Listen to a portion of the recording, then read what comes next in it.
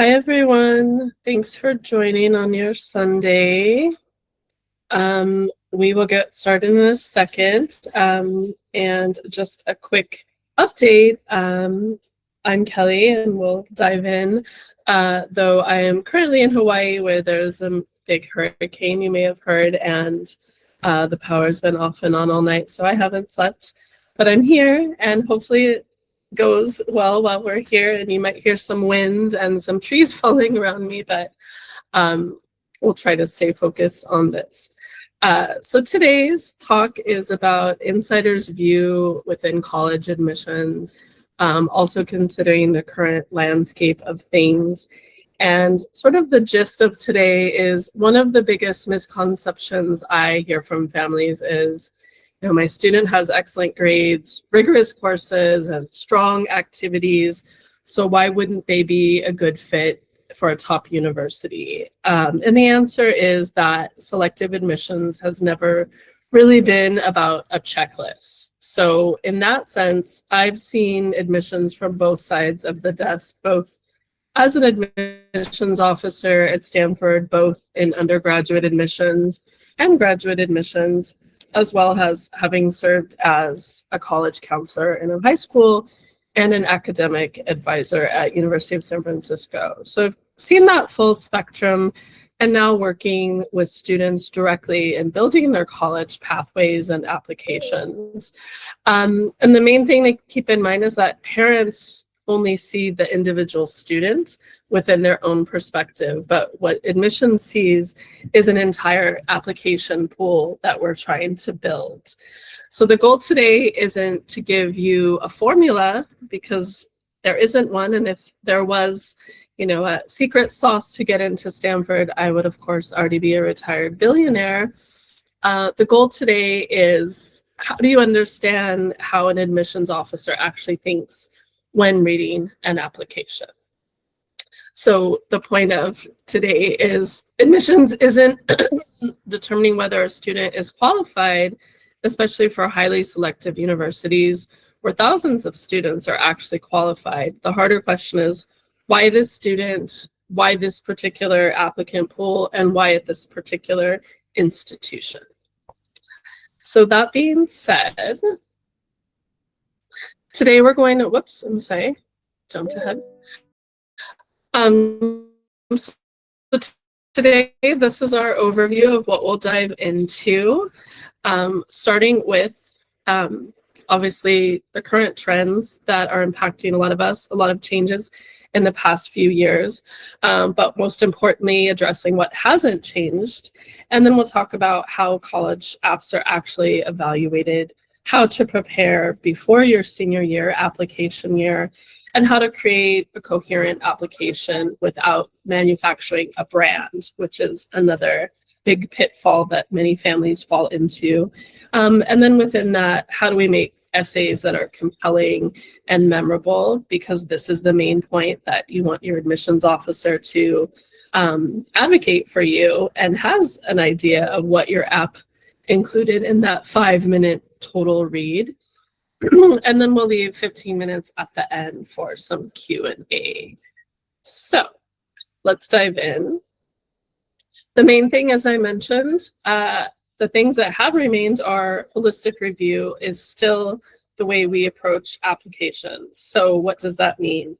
It doesn't mean that academics matter any less. Academics, of course, usually establish whether a student is prepared and will succeed at the college level of our individual institution.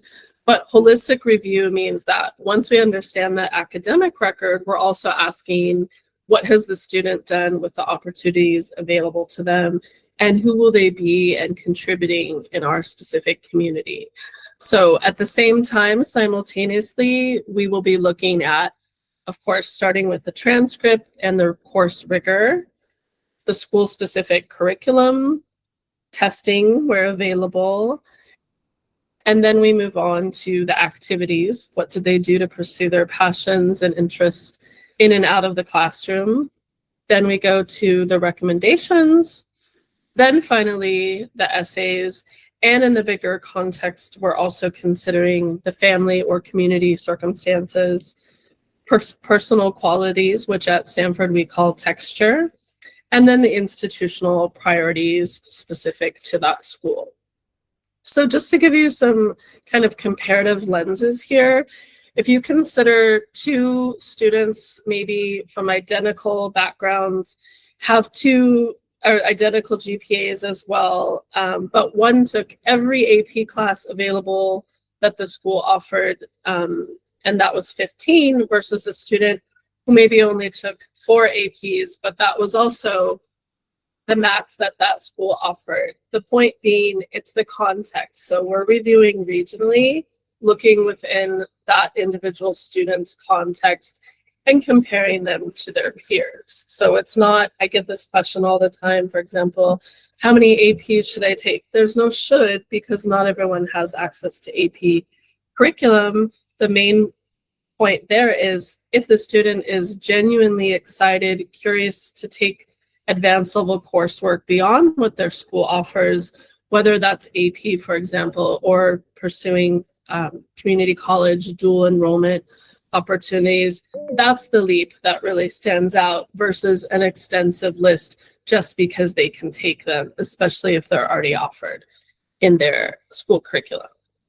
And that point is, your student doesn't need to compete with another student's resources. The main question there is, what do they do with the opportunities available and go above and beyond within that context. And then we'll get into this a little bit more later too, but in terms of AI, so I get this question all the time, and unfortunately, none of us have all the answers, and especially within the college admissions context, because keep in mind, what actually goes on behind the scenes is not necessarily what every institution will share or legally is bound to share publicly. There's a lot of nuance there, and this is a constantly shifting topic for all of us, so something to keep in mind. But the main point is here, as we all kind of know, AI can be great for helping students to brainstorm, organize information, or research questions. But it doesn't give you an authentic voice. So I want to get into this a little bit more, but the main point is a perfectly polished app is not going to give us a sense of who that student genuinely is and who they'll be in our community. And also keep in mind, getting your app in to look perfect and shiny, or what you think is perfect and shiny using AI, is only one part of it. You still have interviews and you still need to thrive once you're on campus. So that's only the first hurdle if it works for you. So to be avoided, of course, it's not worth the risk, but we'll get into this a little more later. Another element is testing policies. So these are also changing a lot. We went test optional, and then the UC system test blind, which is also up for reconsideration again, and some schools still maintaining or brought back test required policies. So the main point is, by the time you apply in the near future, they will likely return as required for the most part. And if not, you will probably have at least some schools on your final college list that do require it. So it's best to start prepping now. And just a side point on that, for anyone applying this year or building their college list and is unsure around that, just always look at the institution's 50 percentile score range and tell yourself, do I fall within that? If I do, great, submit my score if it's optional. If I fall below that, it's definitely not going to help your application, and in some cases could hurt it. So that's something to keep in mind. And when you're also evaluating the score itself of how strong it is, looking at that threshold is kind of, again, opens the door to get you in, but to be competitive within that threshold, that's what stands out. So are you going above and beyond what that common average is to set yourself up more competitively? And then last, consider every institution has its own priorities, and those can also change every year as well. So within that too, sometimes students will assume they were rejected because they weren't good enough. But again, there's so many layers behind the scenes. I get questions all the time for Stanford in particular about legacy and athletic recruitments or big donors. Just to kind of address that briefly, those things can definitely have somewhat of an impact, but it's a quite small percentage compared to what people assume, and that's usually impacted in the early round, the early deadline round. So on that note, if you're concerned, and this always comes up later too, is it better to apply early and demonstrate that interest? The point is, look at the individual institutions' acceptance rate, different between regular versus early. And if you can get more in-depth insight into your particular pathway or major as well to see how you stand out. The end takeaway there is, will my application be as stellar as it ever will be in the early round? Or do I need some more time, for example, to boost my grades, waiting on a research publication? My nonprofit just got, invested in major funding. All these elements that could really be the determining factor of admission versus not, something to consider if it's worth it applying early. So let's get into what we really break down. So again, we talked about on the academic profile side of things, that rigor is considered in context. So for example, most selective universities will evaluate about 40% of your overall application goes to the academic record. So that starts with, we're asking questions about, it's not about perfection, but did the student challenge themselves appropriately? Is there an upward or downward trajectory? So for example, Stanford, you'll see online as well, doesn't exactly consider ninth grade courses because that's where you're, dipping your toe in, figuring out your school and that context. If there's an upward trajectory after maybe some struggles, that could still be a very strong profile nonetheless. We're also asking what courses are consistent with your intellectual interests. By the time you get to senior year, we should definitely see more of a narrow framework of curriculum around your intended field. And the main takeaway is, was that available? If we see, oh, I'm interested in poli-sci, and you didn't really max out the social sciences, especially at the advanced level within your school, and you didn't pursue them academically elsewhere, obviously that would raise some concerns of, how did you determine that's your fit? How have you actually studied this beyond, for example, I volunteered on a campaign, which is great hands-on exposure out in the field, but what do you actually know about that intended pathway academically to major in it?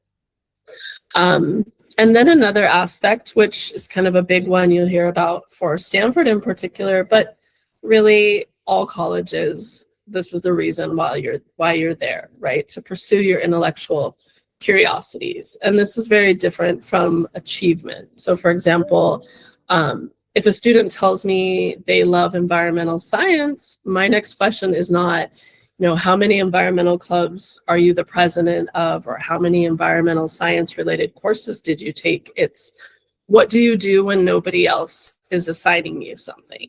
And this is a big one, right? Do you genuinely care about the environment? Are you going out and studying it on your own? Are you contributing to environmental awareness campaigns? Are you an advocate yourself? Are you writing blogs about particular environmental issues because you want to, not because you have to?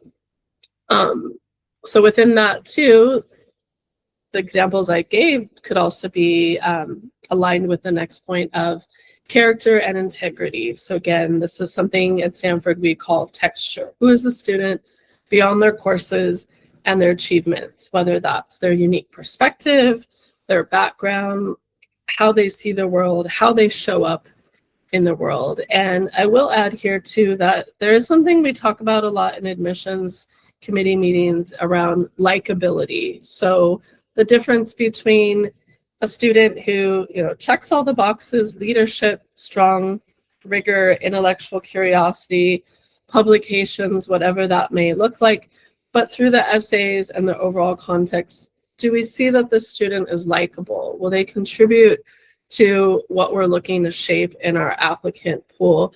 So this is another thing to consider, especially around things like privilege, boasting, taking things for granted, for sure. That can often come through in essays. And even back to what I was saying around, it's within the context that you have access to. So don't assume that because you had access through all the courses, all the activities, or paying for, very affluent community high school, that means you're a shoo-in, especially if there are elements that can be seen as not likable in your character throughout the app.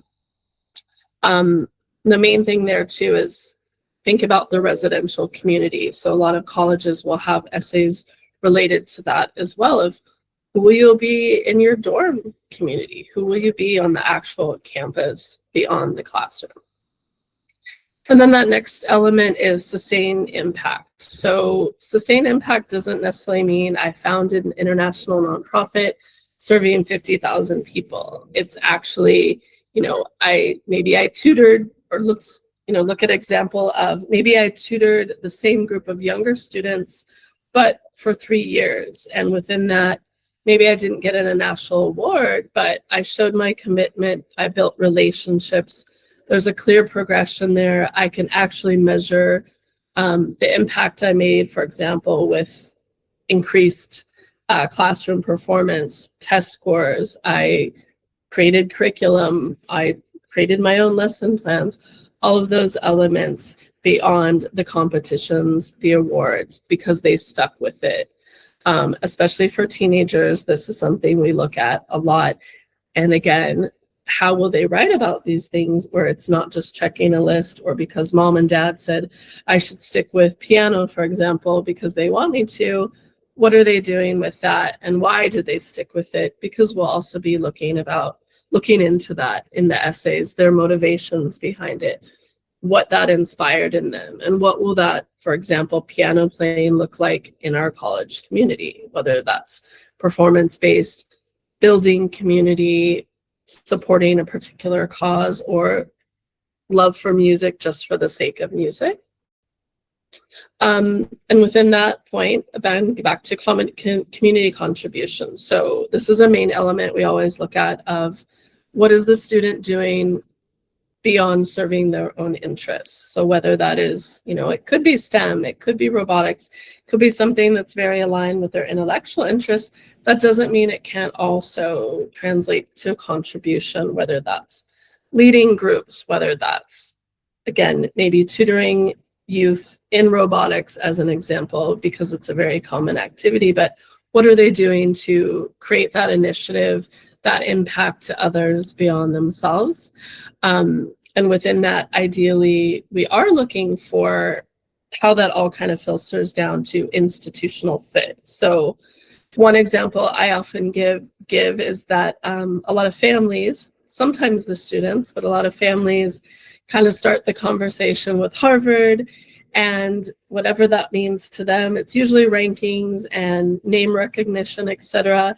And then often I'll find students will go do a campus visit there, and it's not a fit for them at all. And that's great, because then they're being a self-advocate, they're understanding what could be a fit, what doesn't work or align, because they really get a sense of what this will look like in reality versus on paper, rankings, etc. So really what you want to look for in that mutual fit is the intellectual interest alignment, the learning style, the unique opportunities, both on campus and nearby, which is where sometimes, the region, location could be an impact there.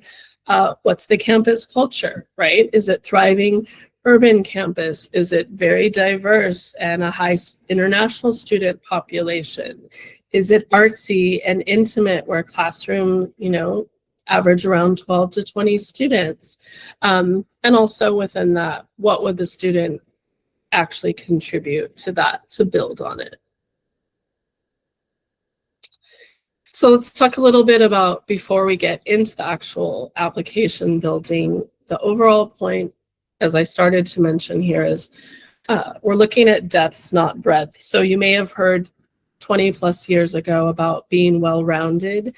It's definitely not the case now. And if anything you can take from this is, especially if you're targeting top tier universities in this ultra selective admissions landscape, is presenting yourself more as an aspiring expert by the time you are a senior applying. And that doesn't mean that, we expect you to already be at that professional level. That's why you're going to college, but aspiring in 1 to maybe 2 overlapping fields versus I do a little bit of everything. So one common mistake we see is students that discover in grade 11 that, the college apps have space for 10 activities, so I need to fill all those up. And then they start taking on new activities just for the sake of that. So kind of a comparison there could be, a student who's a member of 12 different clubs, who attended occasional meetings, and maybe has, 3 one-year leadership titles throughout, versus a student who had 3 but significant activities. They pursued them consistently for 4 years and increased their responsibility with solid impact over time. Obviously, that's the one that we typically notice more. So keeping that in mind too, is it's not a long resume list. Often those are the ones that get bypassed. It's the ones that really dove into those few that they genuinely cared about, and that we could see the results in and out of the classroom.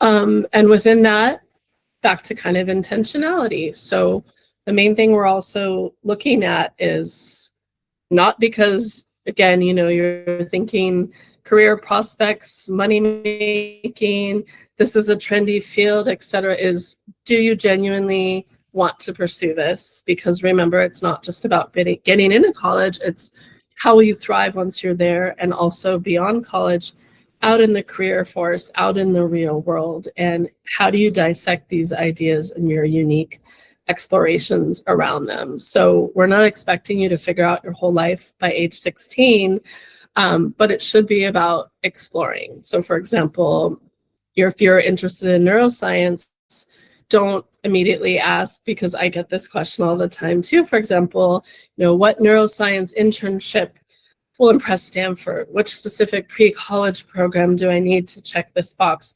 Obviously, that's not the point. It's more about what you uniquely did as next steps from those programs. So whether that's courses, online courses as well, books, lectures, research, volunteering, conversations with actual professionals. This is all about the exploration, not just checking a box.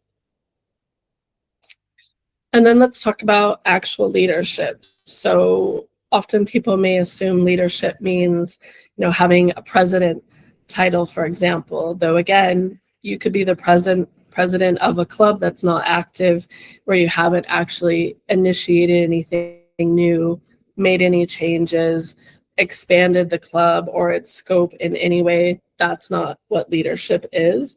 The main point is sometimes it's the smaller things, like a student who organizes or who notices that an organization isn't serving younger students, or for example, is more arts focused and they're in a very STEM heavy curriculum at their school, and starts to organize with students that also want that balance more on the non-STEM side, whether that's developing new curriculum around that or unique opportunities.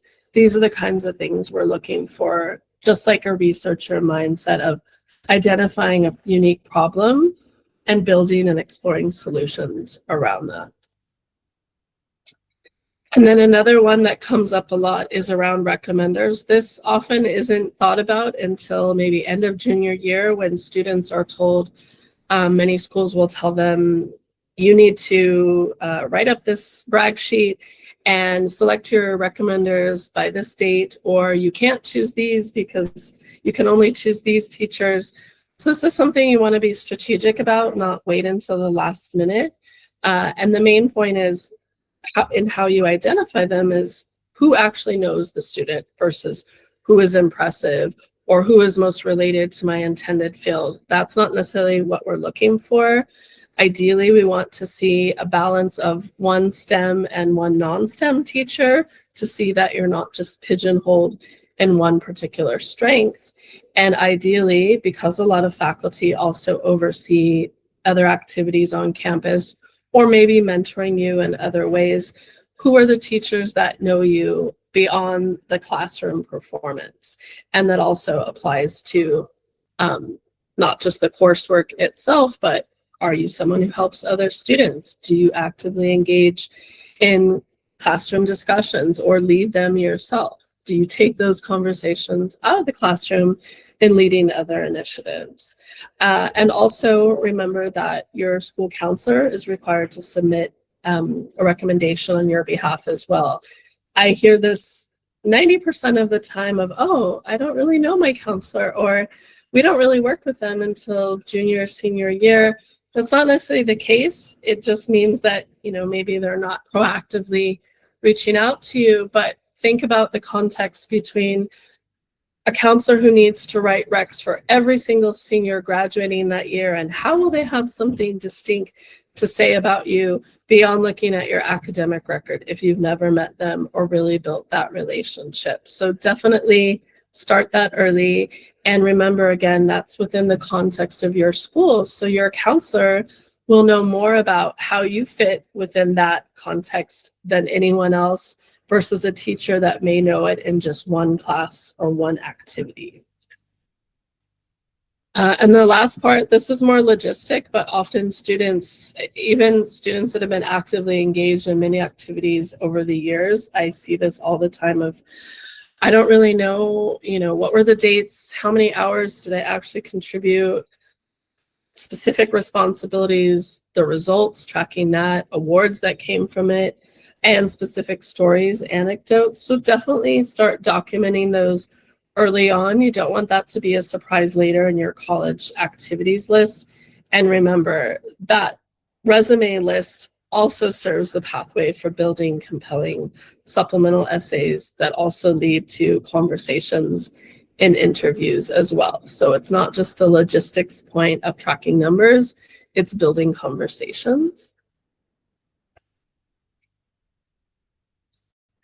And then this kind of goes into, how we're viewing all this in the big picture. So you'll hear a lot about narrative, application, persona. Think of this as sort of your elevator pitch in 2 sentences, more or less. Can I gain what the student wants to study, how they're exploring it, and what the motivations are behind it, and who this person will be in our campus community? So that's not only what they're doing, but who they are and how they explore what they do. So for example, the patterns that are starting to naturally merge, this is something that we're looking at, whether that's, I'm always community oriented, whether that's, I give the example, maybe like poli-sci, beyond just supporting policy or building policy that supports maybe a specific cause or community.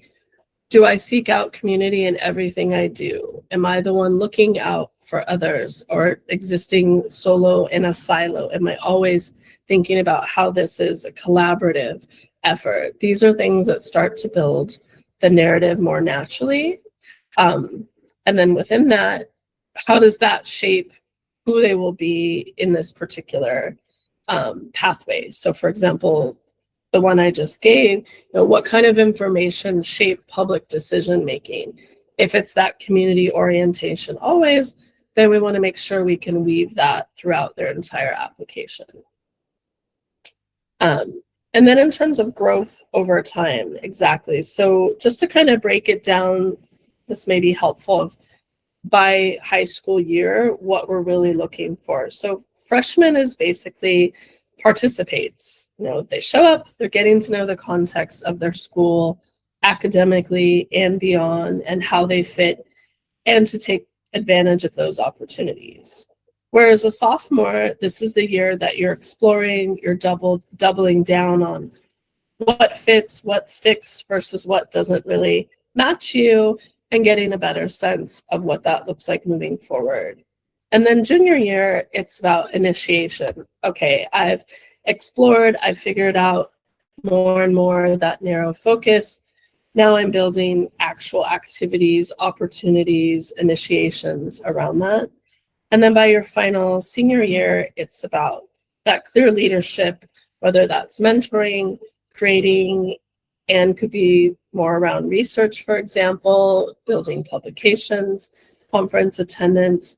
The point is you're not expected to be, the president of XYZ in freshman year. It's meant to be a natural progression, just like the transition to college will be.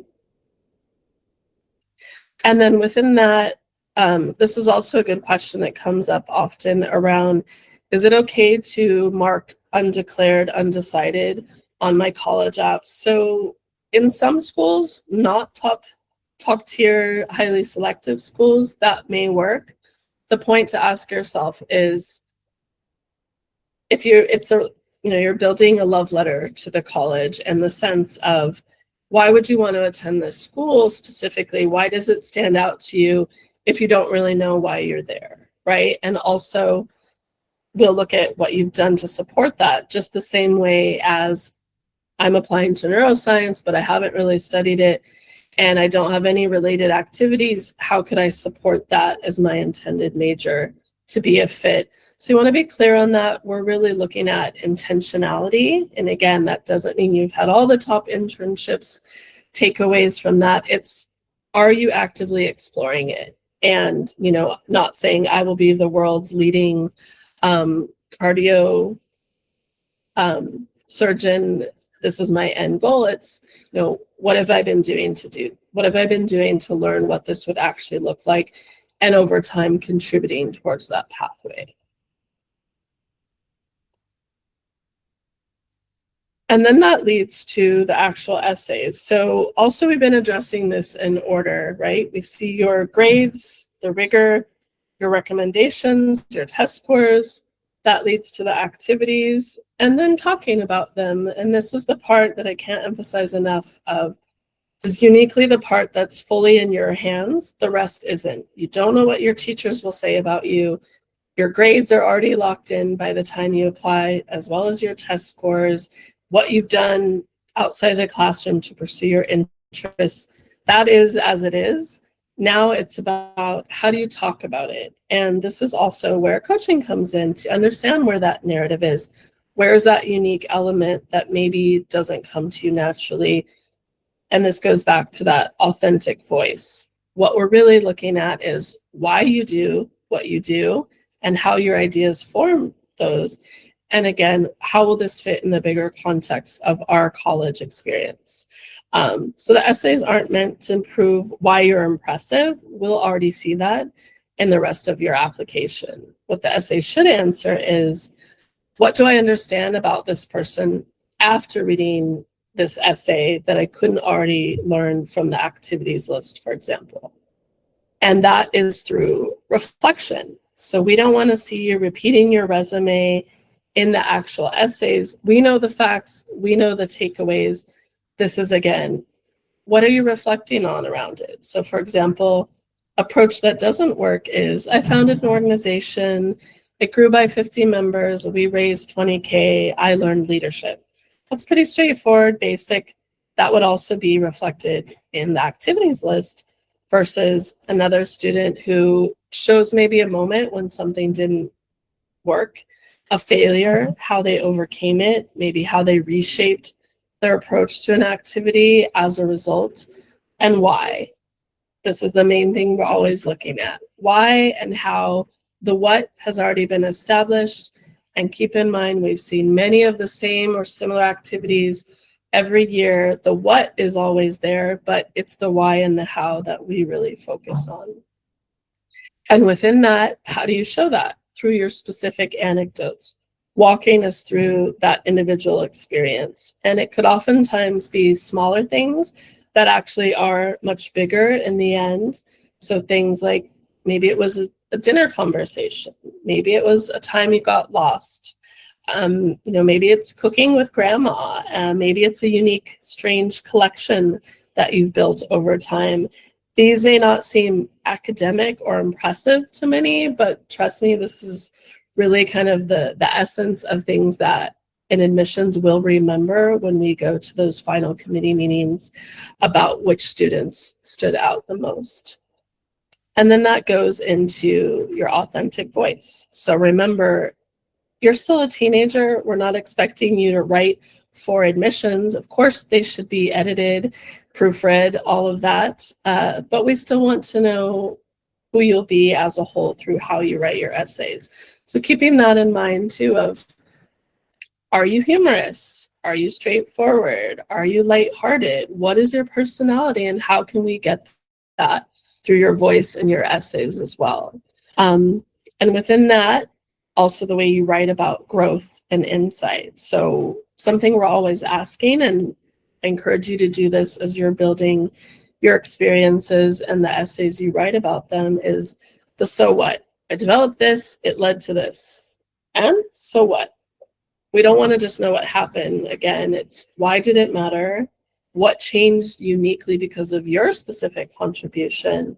And what do you understand now, so that we can also understand who you are as a result? And the last, common phrase you'll hear all the time, but I can't tell you how many times I have to emphasize this daily in coaching students, is the show, don't tell. We're not looking for a journalistic chronology of, and then this, and then this, and then this. It's give an example, bring us into your vivid lived experience, sensory imagery, how you approach things, but help us get into your brain, how you think, how you show up in the world. And often that can be a matter of just one individual scene that does it all versus a lengthy telling of what all those details look like. And then back to AI, again, started on this a little before. Great for brainstorming, organizing ideas, but should not replace your unique voice. So something to keep in mind, like a green light for how to use AI could be like a prompt you might put in, give me 10 questions that could help me brainstorm experiences related to belonging. That could help you build community essays, diversity essays, for example, or help me organize these specific stories into themes as more kind of pathways. Or even, if you get down to it, of which parts of this draft are unclear to the reader.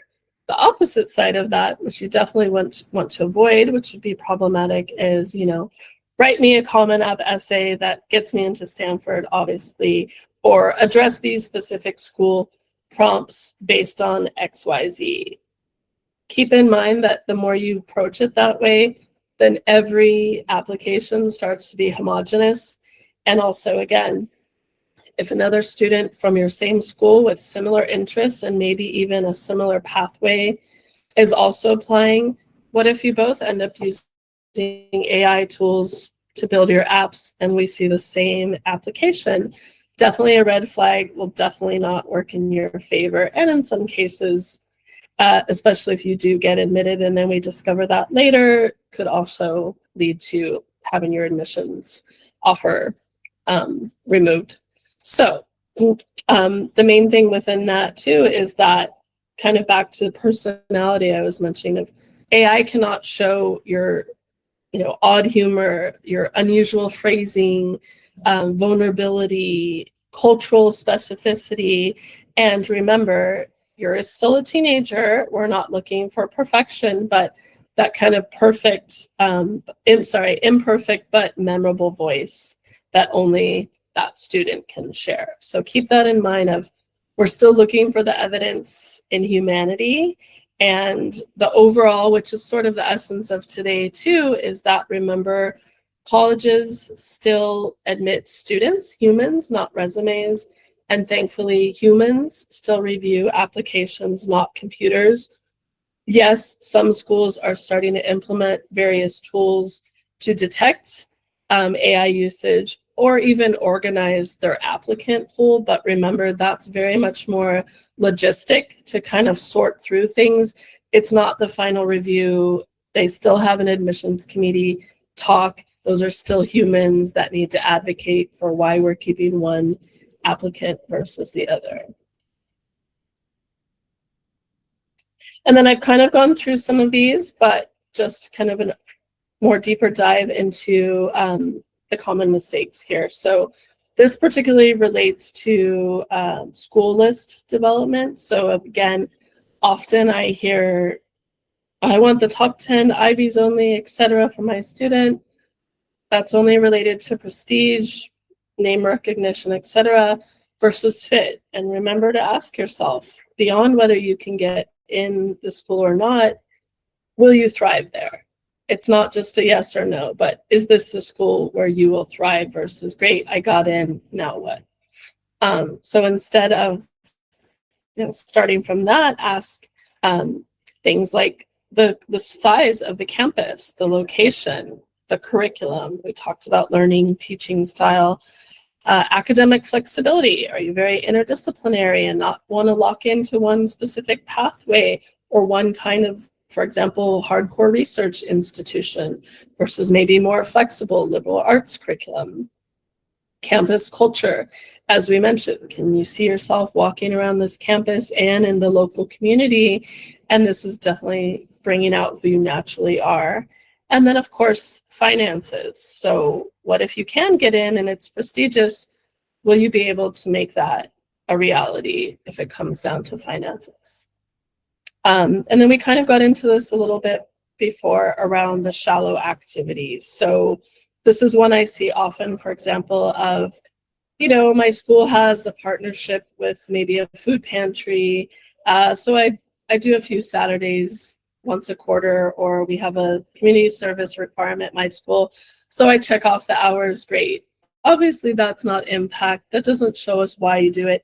And everyone in your school may be expected to. So why would that differentiate you or help us understand who you are as a person through that activity versus someone who maybe noticed in the local community there was a food waste problem with restaurants and actively started partnering with those restaurants to build a campaign around food waste awareness, and maybe started a donation program through that, and maybe recruited new students to help them expand this initiative, and over time also built a platform around that. This is the kind of impact that is depth versus shallow. Generic essays we already addressed, but I want to give one example that we see often is in the why us, why this school supplemental essays. So keep in mind, again, this is your love letter to the college, the same way you would not write to a love interest. You're the prettiest, you're the most popular, everyone likes you. As your love intention, you would note their specific quirks, the specific alignments that only match with you and your unique goals and what you bring to this situation, not just, again, recognition, prestige. And ask yourself, if I took out the name of the college in the essay, could it easily work either way? That's a good indication that that's not a unique essay specific to the school. And then within that too is the forcing the narrative. This often comes from parents pushing more than others, especially around business, STEM, computer science, pre-med, maybe pre-law as well. These are very common where parents are really, no, they need to fit this. They need to have, a viable application in the career force and XYZ. If they haven't done that or they don't actually care about those things, obviously that will come through. And another point to that is sometimes we can tell from that if, did mom and dad encourage this or did they even write this versus is the student actually pursuing this out of supporting evidence and the whys. And the last part of that, again, is starting too late. So obviously senior fall is not when you're starting new activities or discovering who you are. It's refining your application strategy from there. And on that, before we save time for questions, I've been kind of reemphasizing this throughout, but for parents, the point is to coach, not manage. So a parent role should look like, have you looked at your deadlines? Not, I rewrote your essay because it wasn't strong enough, which I see all the time as well. And within that, remember, they're going off to college to be independent, to get out of their comfort zones. So this should be encouraging that independence around communication with counselors, contacting colleges when it's appropriate, owning the deadlines, making decisions, and ultimately pressing submit. That's what builds a solid, genuine application. And within that, your role is to reduce the anxiety, not add to it. So if every dinner conversation is about what did you do today for your college apps, obviously that's going to consume the whole family versus maybe suggesting one day throughout the week where you can really focus on a conversation around that. And within that, we're looking for what's that long-term growth, right? So your child's goal is to not just win at college admissions, it's to become more capable of thriving once they get there. And then lastly, and we'll leave time for questions, these trends I've been mentioning a bit throughout as well. One major one we're noticing is this interdisciplinary intersections and more pathways or double majors or unique interdisciplinary majors that focus on this. So whether that's computer science and linguistics, economics and climate, engineering and public policy, art and neuroscience.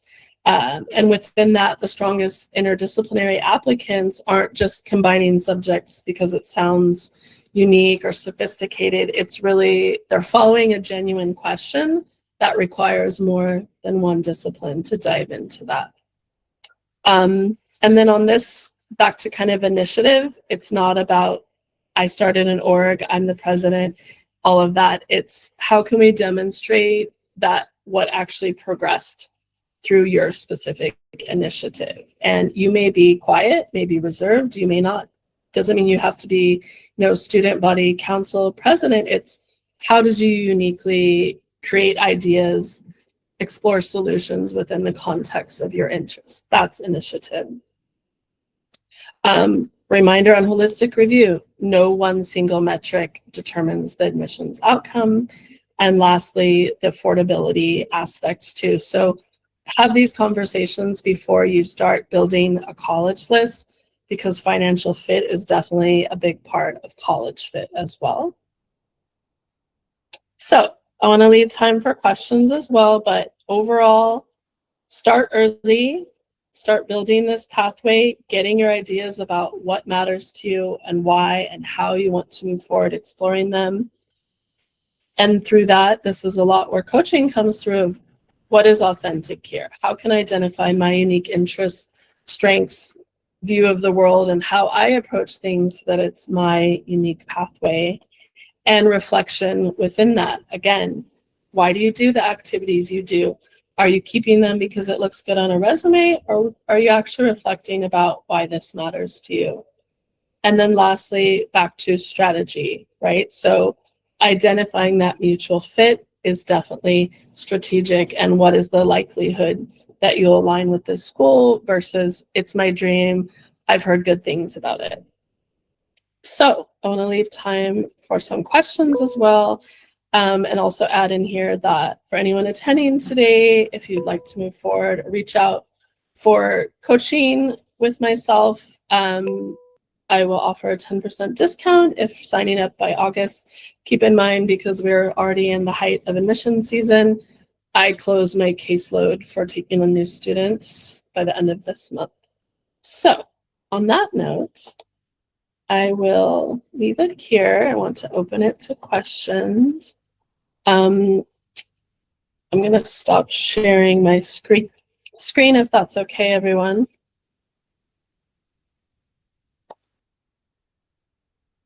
Yes, hopefully. Can I ask a question?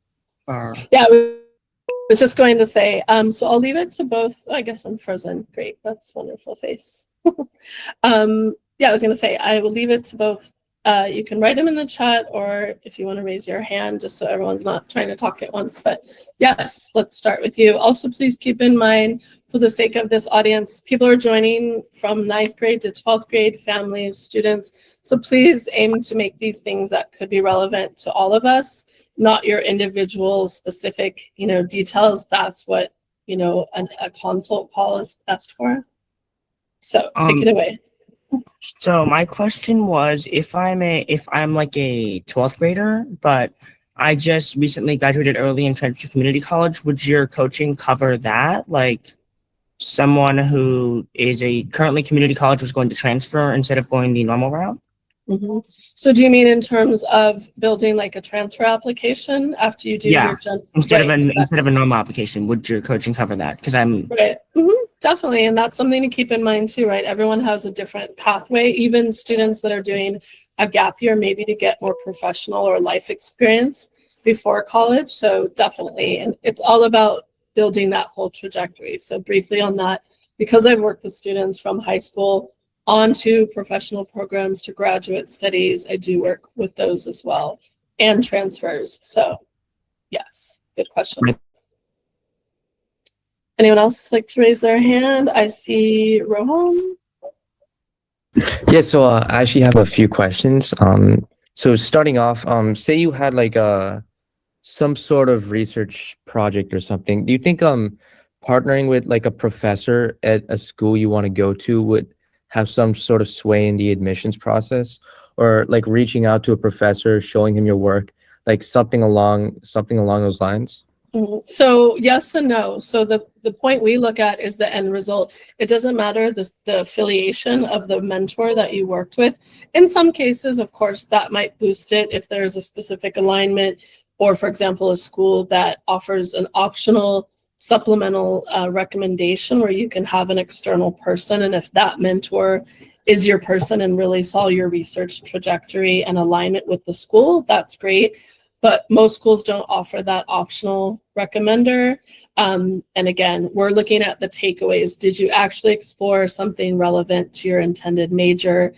Are you actively contributing hands-on to that field through your research versus the name of the actual professor? But yes, and if you are research driven and you're applying or targeting research institutions, especially in this current landscape, definitely coming with that research background is a huge boost.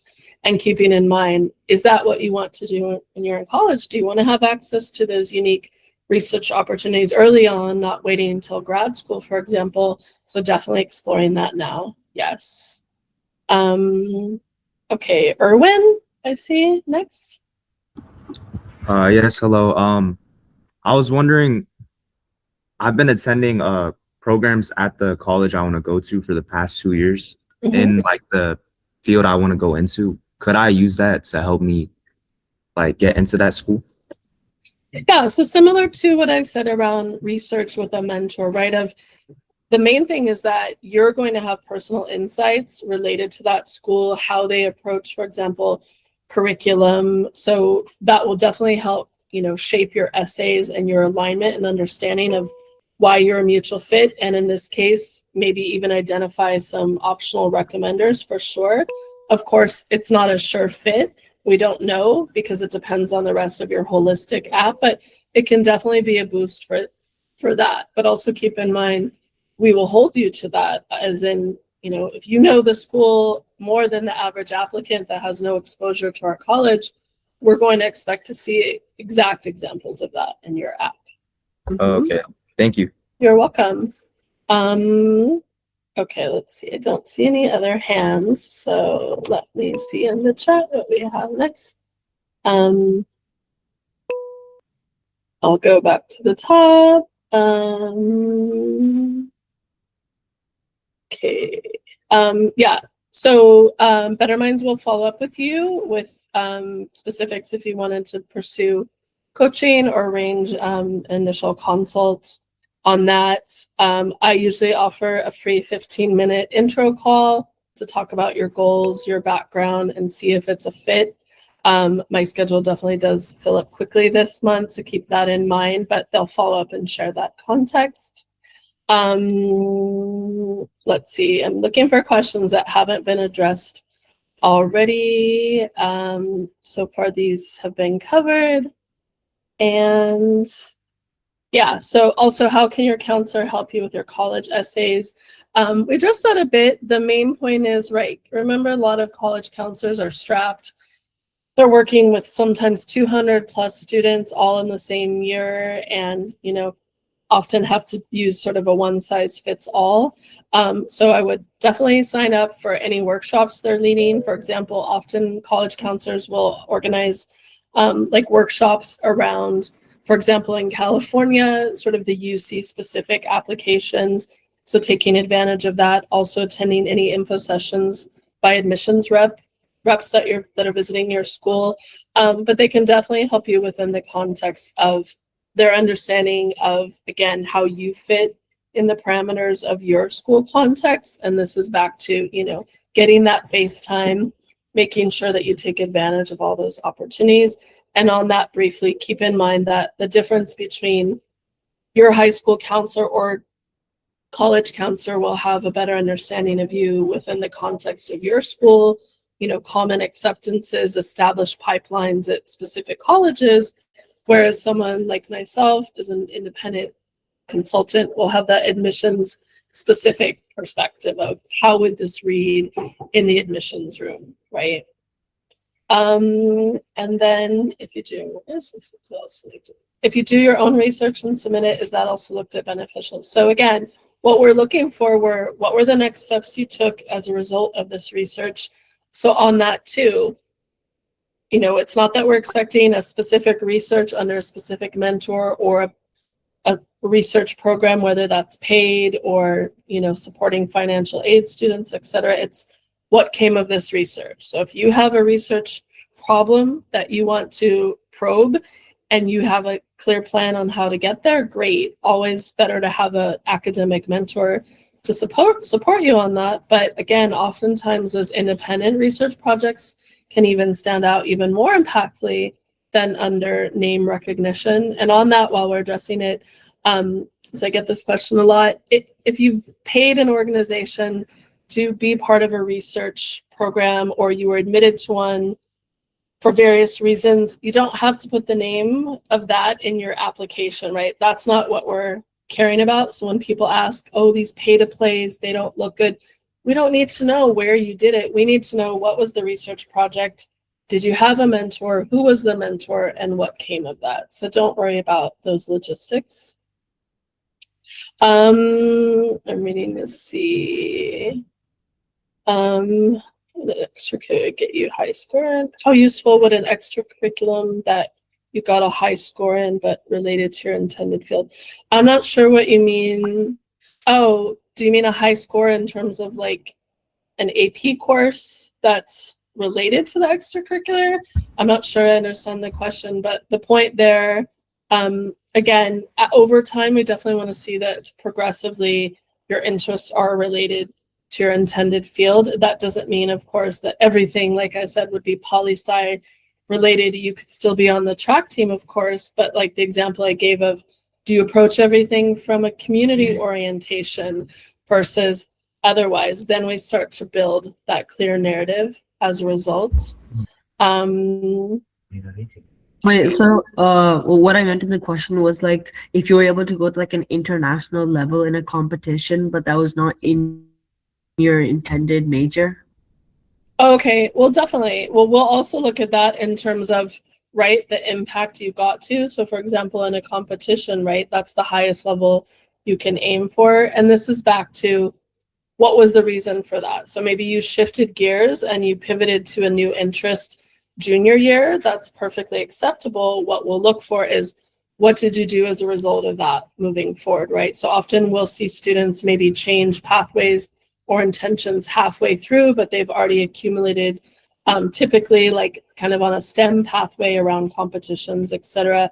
But then maybe wanted to take a deeper dive elsewhere. So we would still consider that if it is at that impactful level. And again, this is where, working with a coach helps to determine what are the things that we want to emphasize in your college app versus, oh, this is a great recognition, but doesn't really serve what I'll be doing when I am in college. I'm moving on. Level competitor. So this is a very specific question. As I mentioned, we want to address ones that, could be relevant to all, but because this might be on some people's minds. So what about playing a video game at a professional level as a competitive, a sport? that isn't really linked to your major as the main extracurricular. So this is an interesting one. Again, if this is what you're uniquely doing because you're not being graded, assigned, all those things, but this is where your mind goes. And I've actually worked with students on that have similar passions or, free time hobbies. It still can say a lot about you. So for example, I worked with one student who was on a video game platform, with access to people all over the world. And he found that he started building community with Spanish speaking population through this video game platform. And over time, all the things that it helped with his actual Spanish speaking abilities, which led to better public speaking, coming out of his shell and interacting with various cultures, and also that strategy thinking too, right? So for example, it may not seem, and this is a lot of what coaching does too, right? It may not seem on paper that it's related, but video is a lot about strategy, right? It's also about analysis. It's also thinking on your feet, being a creative person as well, right? So it's a lot about those kind of soft skills that we might see there. The main point is, where are you spending your time outside of the classroom, and how can we show what that would look like in our college? I'll save a few more minutes if I don't see any other new ones here. So if anyone else wants to raise a hand. Here's a good one. Sorry. Go ahead, Devansh. Okay, sorry, I had a question. Mhm. So, I had a question about, let's say I have 14 extracurriculars and I can only put 10, but in one essay, it's like there's a common topic which is about how has maybe tutoring affected your life. And I have one extracurricular in my list and one out of the list, like which I haven't put because I can only put 10. So the 4 left out, does it matter which one I write the essay about? Does it become repetitive if I use? Right.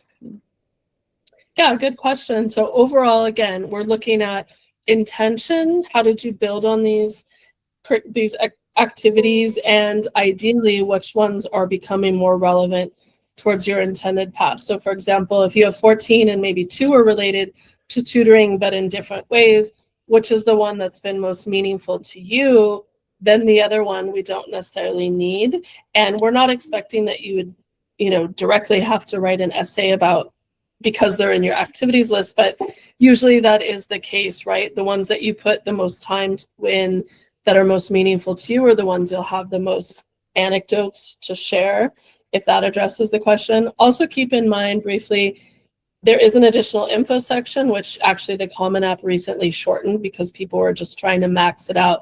We don't need to see everything you've done forever. This is where, we narrow down that top 10. If it is 10, it may not be 10. It's the quality and impact and sustained commitment versus quantity. But for example, like in research scenarios, often you can't say the specifics in that brief section. So, you can feel free to share a link if there's like media coverage on something, or the prospectus of your research. So we have a little bit more insight there. Just keeping in mind that they've intentionally kept it to 10 max and those brief spaces for a reason, because again, your entire application is reviewed in about 5 minutes total. So we get a clear sense of who you are, how you'll fit or not fit within that quick read. We don't need all the extras. Okay, Amog? So I have an extracurricular that I'll probably be doing like second semester of my senior year, like after I've submitted my applications. Like, could I still include that in my activities list? Well, if you haven't started it by the time you apply, how would you address it? That's the main point. And what we want to know, and this applies to all, is within context, right? And we want to know where the progress is. So for example, if you've just started a research project, you don't have any actual takeaways for it, you could still note, in progress, or, finalizing paper, or submitted to XYZ publications, waiting results in April 2027. We want to know what those actual next steps would be. But if you just have the title, there's no reason to necessarily include it there. That could be something that might be better, for example, in the additional info section of, for example, I was recently elected student body president, but that won't be until this semester, but I want, to share that context anyway, if that addresses your question. And then Lokesh, sorry if you were waiting before. Yeah, so I know I want to go to a college, and like, how would I make my high school like the best it can be so I have higher chances of getting into that college? You mean a specific college? Yeah. Well, we've kind of addressed that throughout this talk. The main thing again is why, like we've been saying, why that college? What motivates you around that beyond name recognition, rankings, prestige? What are you uniquely doing to explore it? And keep in mind that some colleges will actually track demonstrated interest, and they'll tell you that in the application. Others say that they don't, but they actually do behind the scenes. The main thing, just like I said, around a love letter, right? What do you actually know about this school of why you're a fit? That doesn't mean you necessarily do their summer pre-college programs, etc. But back to like taking advantage of like, info sessions. Do they send admissions rep to your school? Did you have an actual conversation with that person? Keep in mind, those are often the first readers of your application later too. So if you've actually had a genuine interaction with them, they may remember you later. Okay. Okay, I'll take a few more here. Thank you. Next, you're welcome. Sardor? Hi, thank you for all of the advice, but my question is on social media. Mhm. So I wanted to ask if there is a difference between a student who mentions social media presence as a stat versus someone who frames it as a body of like creative work, because I mean, I built a big TikTok follower count on a specific niche that doesn't have anything to do with what I want to like do in a major. Right. Good question, especially in the age of social media. This kind of aligns with my previous response around, it doesn't like video gaming, right? It's something you're passionate about, and we're seeing that you're building a community around it. And the main thing that we'd look at, and it doesn't mean that it has to be like research oriented or solving a big cause in the world. It's you're passionate about it, other people are engaging. And what does that say to us in the big picture of this person in our campus, right? They will be building community. They'll be sharing awareness around a particular topic. They know how to get that done. It's also quite entrepreneurial in a sense too, right? So we might, get some entrepreneurial skills through that as well. So again, it doesn't have to all be, I'm pre-med, everything I do is about bio and science around that. It's what do you uniquely explore because you're genuinely passionate about it, and how have you built impact through that? And I'll see two more for people that haven't raised their hands yet. So Sarat, I believe you're new. Yeah, I just had a question about you mentioned the 15-minute consultation session. So could you please like share a link to that on your website? As I said, yeah, the team will be following up with everyone after this for next steps related to that. But thank you for sharing your interest. Yeah, they'll send you specifics. You're very welcome. And I don't see any other new ones, but let's see. I'll do one last one with Rohan. I think we already addressed some, but Okay, yeah. So my last question is, what type of recommendation should you be going for? Because I know you said that you don't want like all your recommendations to come from like one specific like subfield like STEM. Would a recommendation from like a professional or practitioner carry more weightage from a teacher?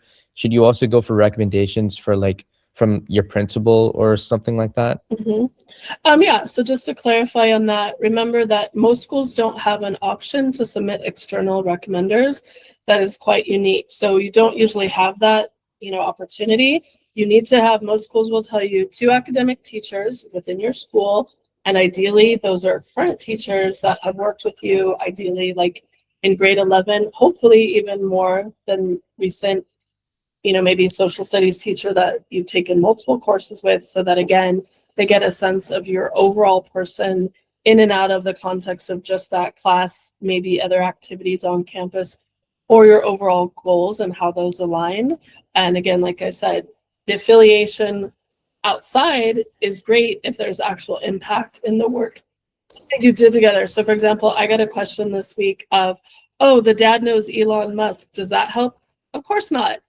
We don't care. You know the person.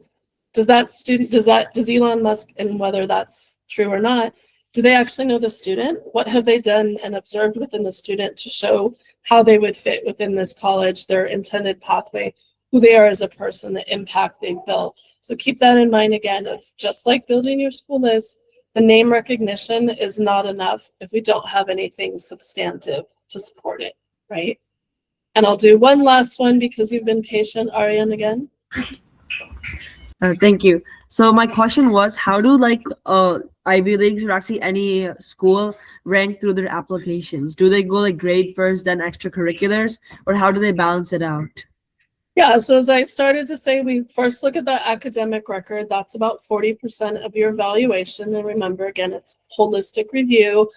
Then we give about 30% to the extracurriculars. So what did you do beyond the classroom to explore those interests?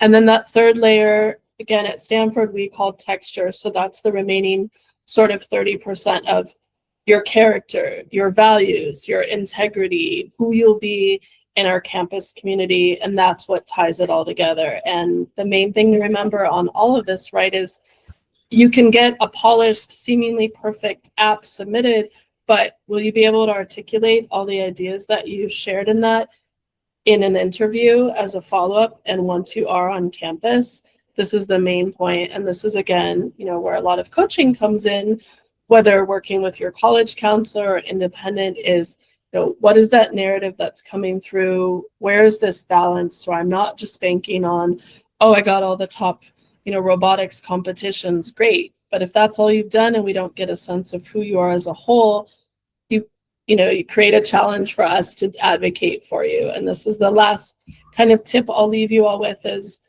your goal is not to get admitted. Your goal in your college app is to identify where you will thrive as a human overall, and to build that connection with the admissions reader so that we know why we want to advocate for you. Like I said, for example, of, we need to keep Ariane's app here versus these others from their school, because this is the student who did XYZ, and that definitely aligns with our ethos around XYZ. The more I have clarity on how I can advocate for you, the more we can advance your app towards eventual admission. So keep that in mind too. It's not about perfection and what do admissions officers want to see. It's how can I build that connection also on a human level, which is what the personal statement is for, so that we can, share that to others. So I'm gonna mute everyone from there. So I hope this was helpful. Keep in mind, again, that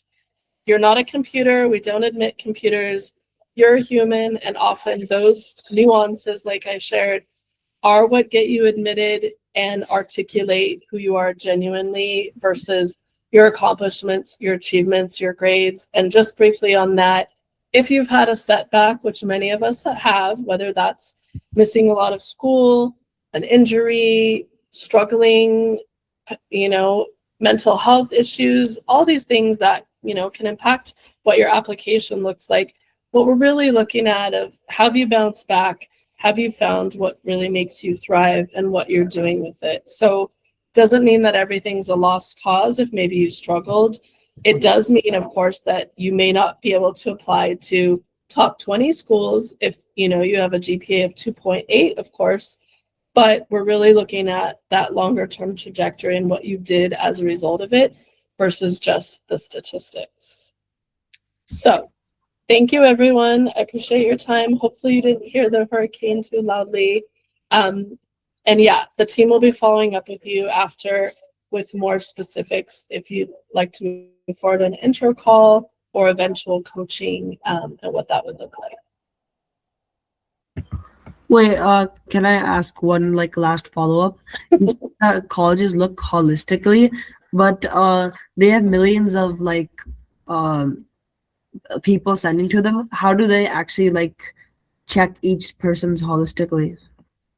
Well, I've addressed that for an hour, so I won't go into repeating myself again. But the point is, not every one metric is going to outweigh the rest. Like I said, it's academics, extracurricular, then that texture, right? And then again, it's the institutional priorities of that year. So again, maybe we've gotten all these apps that are like robotics, AI, CS from this region.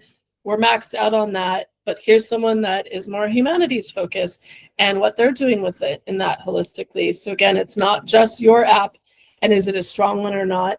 It's not just the mutual fit. It's also every applicant pool is different every year and every institutional priority may shift too. So also keep that in mind when you get your admissions decisions back, that it's just, again, like a love letter. It doesn't mean you weren't a great person, a great fit, you know, a good catch. It didn't align with that university that year. Okay, everyone, have a good rest of your weekend. Sending you all good thoughts in your journeys, and the team will be in touch with you shortly. Take care. Thank you. Thanks, everyone. Thank you. Thank you. Thank you. Thank you. You're welcome. Thanks for thanking me. Sorry, my face froze at the end. Take care.